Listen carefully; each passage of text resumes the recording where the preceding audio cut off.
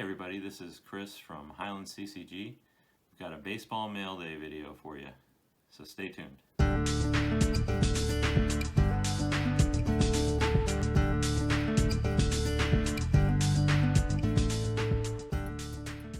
Hey folks, this is Chris. Got a pretty cool Yankee card, very unusual Yankee card, at least for my collection. So I'm excited to share it with you. It's a big card. Really big one. I don't know if it qualifies as a card or what, but it is in a SGC holder, so we'll call it a card. This is a 1925 Exhibits Bob Meusel, and it's also his name is actually misspelled. It should be M-E-U, not M-U-E. He's an outfielder, played both left and right field during his career. You know, part of that 1927 Murderers Row Yankees team. The only one not in the 33 Gaudy set, which is why I bought this. I wanted to have something representing him, and this is what I could find that I could afford. He played 11 seasons, 1920 to 1929. For the Yankees, and then 1930 on the Reds. Three-time World Series champion, 1923, 1927, and 1928. He was the American League home run leader in 1925, second Yankee to do that after Babe Ruth. He had 33 home runs that season in 1925, and he was the AL RBI leader in 1925. He finished his career with a .309 with 156 home runs and 1,071 RBIs. In his first 7 seasons, he batted .313 or better. This is an interesting one. He hit for the cycle 3 times, which is pretty rare. Hitting for the cycle in general is rare, but hitting 3 times in his career is really quite extraordinary, strange.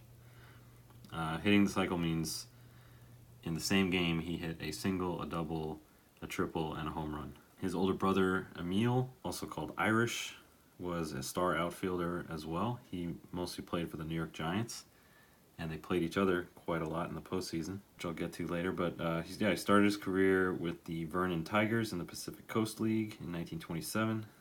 Then he joined the Navy, served in World War I, and went back to the Tigers in 1919.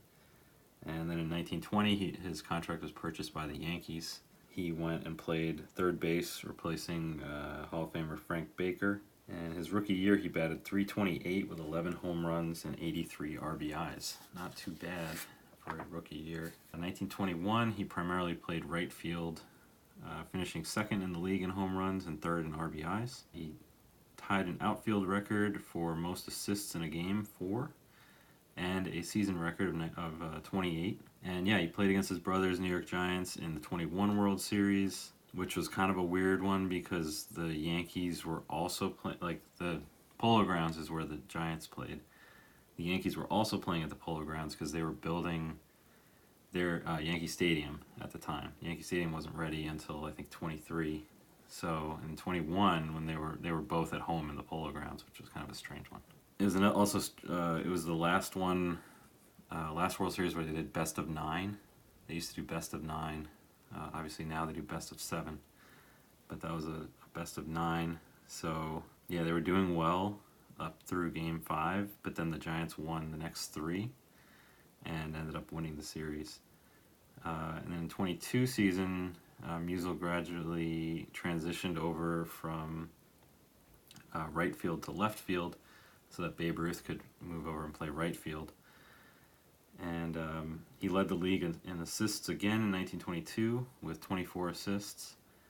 The Yankees won the pennant again, and then they played the Giants again, and then they lost again, this time only in 5 games. And then in 23, the Yankees moved into Yankee Stadium, and what do you know, they ended up going to the World Series again, playing the New York Giants again. This time, thankfully, the Yankees won, and Meusel had 8 RBIs in that World Series, which was the most of any player in the series. Obviously, he was part of Murderers Row in 27. 27 Yankees are considered by a lot of people to be the best team ever. I would probably agree with that. No bias. Yeah, that season he batted .337. Pretty good, 337 with 8 home runs and 103 RBIs. And he was second in the league with 24 stolen bases. Here's another interesting one. He stole second, third, and home in a single game. Yankees swept the Pirates in the 1923 World Series in 4 games. And then in 28, the Yankees swept the Tigers. In 1930, he was traded to the Reds, played there for 1 season, and then was released. And then he went on and played in the minors again for several years in the Pacific Coast League. I don't know if the Pacific Coast League is considered the minors, but it was like but he was back there for a while. And then a cool piece of trivia is he was in the movie The Pride of the Yankees, playing himself alongside Babe Ruth. Great movie if you haven't seen it. And yeah, the fact that Babe Ruth is in that movie playing Babe Ruth, Bob Meusel is in that movie playing Bob Meusel. I think there's a couple other actual Yankees that were Gehrig's teammates playing themselves in that. I think it's really cool and a fantastic movie. I think this is a really cool card. The pose is great. There were a couple of options when I was looking at the Meusel cards. This is the one I liked the most because it has him batting, which, you know, is kind of what he's known for more as a slugger. So it's cool to get this. The only thing I'm worried about is displaying it because it is huge. Let me see if I have another card. All right, so here's a Topps card. All right, so a lot bigger. It's definitely not going to fit in my case. So I might have to get like a little mini shelf to like put on the wall next to it or something like that. But I think it's really neat. And, you know, it's just something different for the collection. So happy to pick that up. Hope you enjoyed checking it out. I don't know if any of you have exhibits or experience with exhibits. It'd be cool to hear about that, what kind of cards you have. So I hope you enjoyed checking out this card with me, or I don't know what you call it, a postcard almost. It's huge. But I hope you have a great rest of your day. Hope tomorrow's even better, and I will talk to you later. Bye.